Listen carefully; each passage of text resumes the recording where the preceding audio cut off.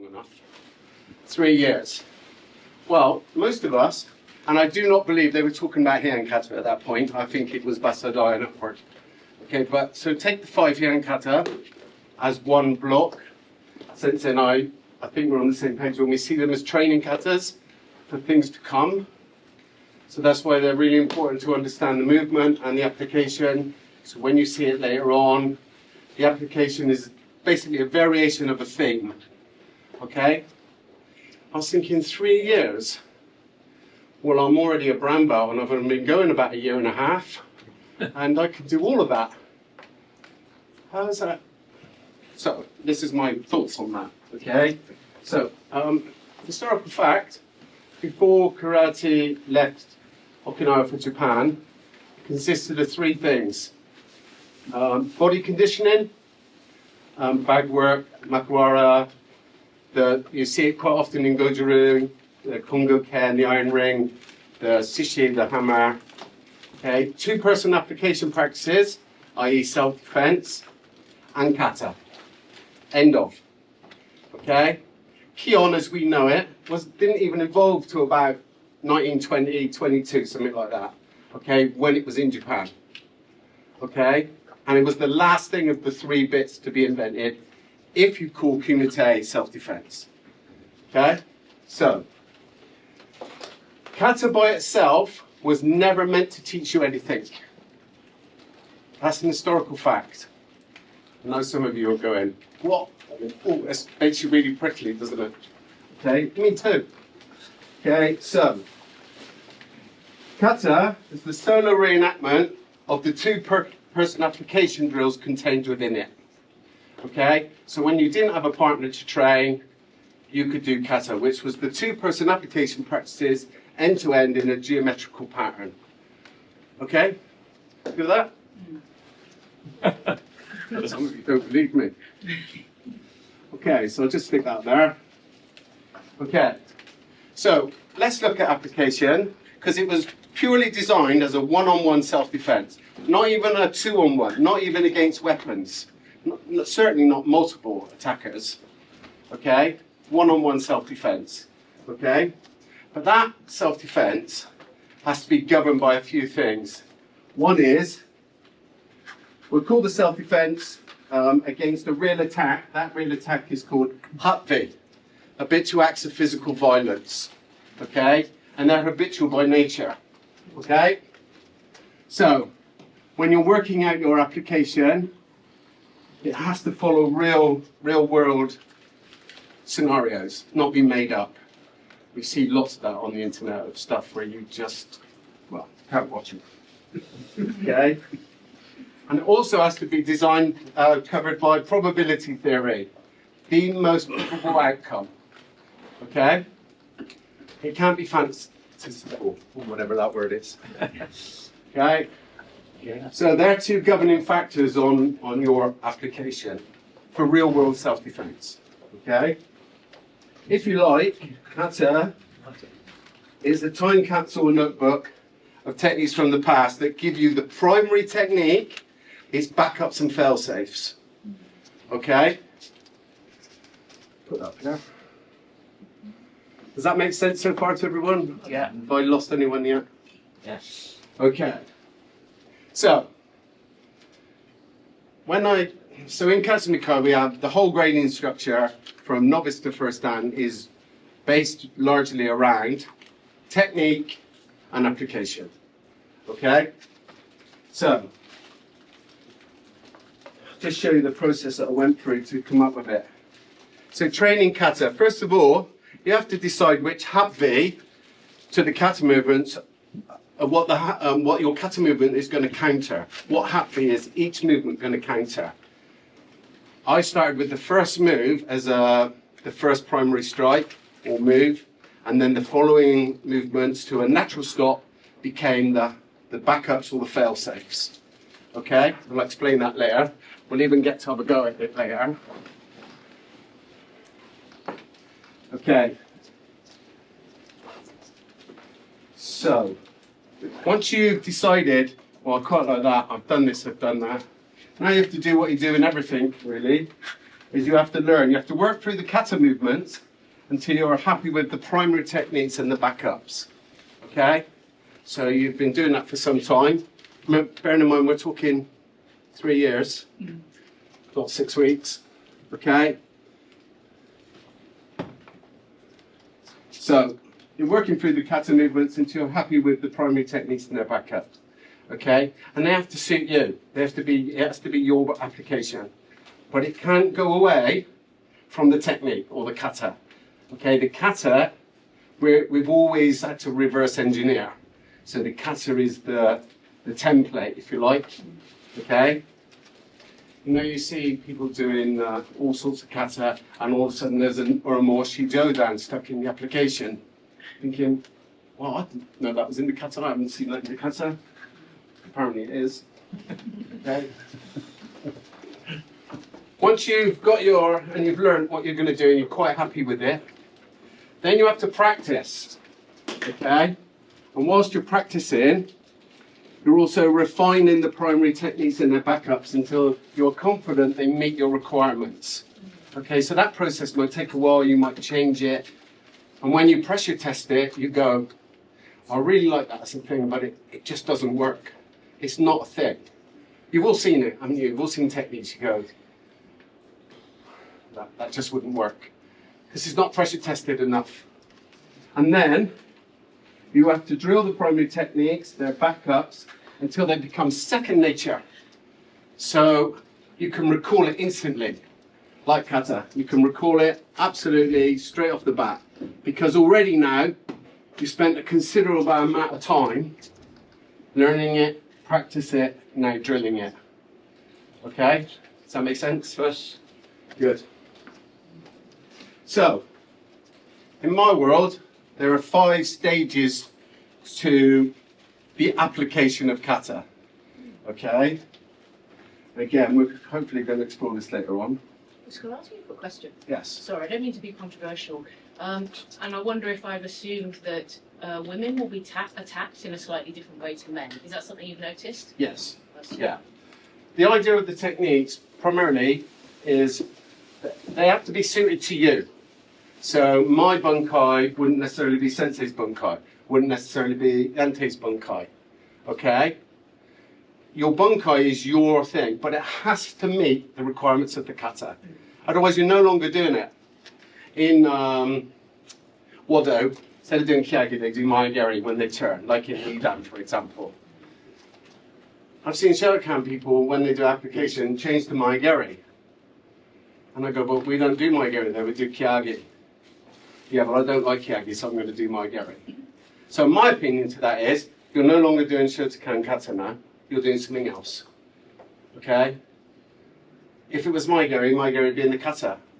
You have to practice your bunkai in your kata. Do you understand? Nice. Does that make sense? They have to be the same thing. Otherwise, you're no longer doing it. Okay, so stage 1, a bit like we've done today, is the 2-person application practices. This is a little bit like Ippon Kumite. Everyone knows what's going on. Everything is structured. Everything, you're working towards an aim. You're both working to the same aim, okay?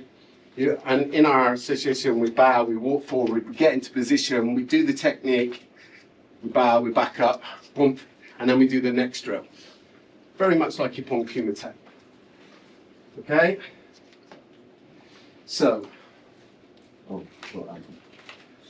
next stage, stage 2. So, particularly when I was a brown belt, and Steve was in most of those lessons, we used to do kata at the end of the lesson with our instructor. We used to do it backwards, on the spot, mirror image, backwards on the spot. And I always used to think, he's just run out of things to teach now, and he's just getting us to finish the class. Okay? And we both found it really interesting, but it was never emphasized as a thing. It was just an exercise at the end of the class. But actually, if you think about application, you will have to do it going forward, going backwards, on the spot, mirror image. Okay? Otherwise, you're always relying on the attacker to attack you in a certain way. Okay? So, again, we quite often do the kata in these ways, and also the application. So stage 2. Stage 1, learn the drill. Stage 2, try the drill. Backwards in the correct order. We did that on Sandan last time. Okay. Completely backwards. On the spot, mirror image. When you can, some of those drills don't lend itself to all of that, but once you can do that in that position, then we're moving in the right direction, okay? Don't lose sight of the fact it's all governed by proper technique, not brawling. Okay. This is one thing we're gonna, my next bit will be covering this, okay? So, once you can do all that, the start point of each kata, of each movement, each start point is given 4 possible outcomes, okay, based on probability theory. So, we'll talk about the grab this morning. We'll go straight into 2 of the 4. We're actually going to do 6 later, but we'll go straight into 2. I'll grab him and punch him in the face. 1, he rocked on his heels, so I can now do stand up. 2, he flinched away, so I can now do go down. Okay? I won't spoil the rest, we'll do that this afternoon. Okay? Something that you work out with your partner and then drill them. Drill them, drill them, drill them in the correct order, and then it's up to my, let's call it the thug. I'm the Katsu-Mi, he's the thug. Once he grabs me and I do that, it's up to him which one of those 4 he moves to. And I have to respond to it accordingly. Does that make sense? Nice. Okay, it's still using the kata, still using the techniques, but now we're working, you know, in kumite, when your opponent moves and breaks the line, you'll move too. It's that kind of thing, yeah? Spoiling distance, changing distance. Okay? Does that make sense? Just say us a lot and make me happy. Okay?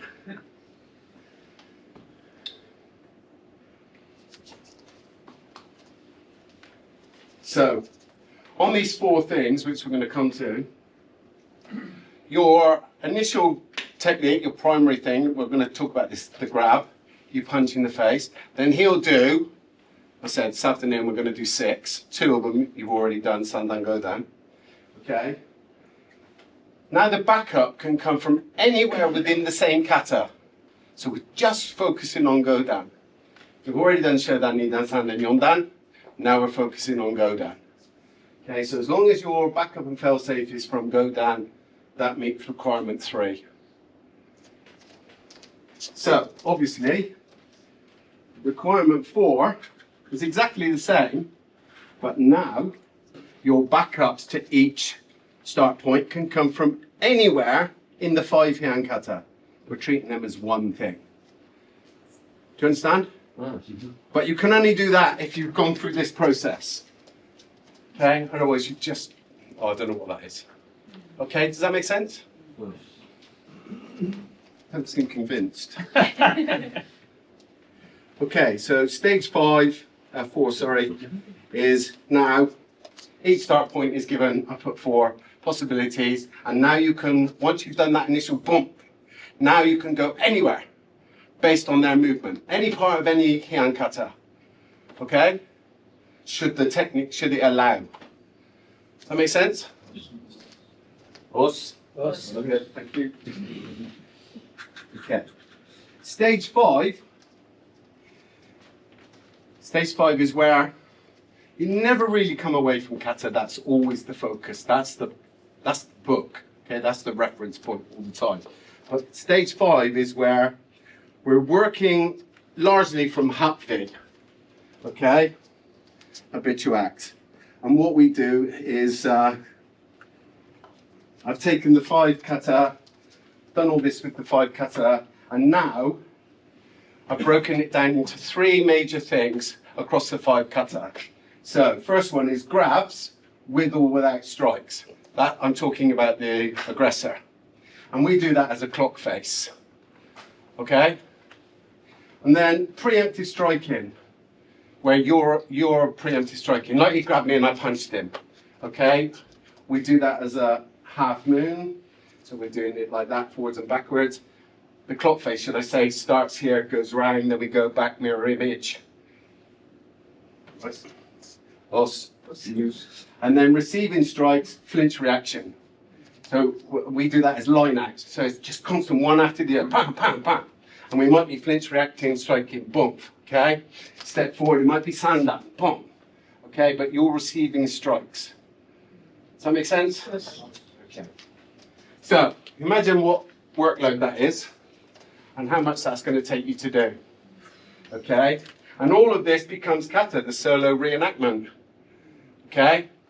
So now when you think of that, I can understand why it took 3 years, okay? Because we've been doing it for 10 years. 10 years. And as an association, we're probably stage 3, possibly 4. We keep dipping into different bits, okay? So, all of that becomes the solo reenactment, i.e. kata. Any questions? Can you just explain a bit more about the clock face, what that looks like. what that signifies, what it means? Yeah, okay, so, I'll use you there. Sure. So, the clock face is where we're doing, is primarily receiving grabs, okay? So, we're starting at 12 o'clock and we're having a pull back, hand sandan, wrap and punch, pump break, okay? Let's go. Is that clockwise? Yeah. Okay. Let's go. This is a pull round now, not a pull back. Very different. So these are the things that I have to understand. So my initial response to that is always the same. After that primary move, all bets are off. Okay? So this is a pull round. Now I'm going here and shoulder. Bump, take, bump. That's the 4 shooters from. Do you understand? Now it's a limb grab this way. Okay? So whatever that is. 3 o'clock. 3 o'clock. Okay? Now I'm doing here and shoulder and Katsu-Mi punch towards a kick. Okay? And we work around like that. But we can only do the clock face once we've understood our application in the first place. And it goes all the way around. Okay? Good. Let me just show you one more thing. So the application, we'll do a go down this afternoon, but whilst we're doing the stand down. So I'm going to do exactly like the kata, left, right, left over the shoulder. Okay? He pulls me, left, imagine I've stepped and I've rotated, bam, here. Now I'm going here, break the arm. Exactly like the kata. Okay? But what if he pulls me with the other hand? Yeah, yeah. Now I have to do it mirror image. So this would be the second of my choices. So he pulls, now I have to do the same thing, mirror image, boom.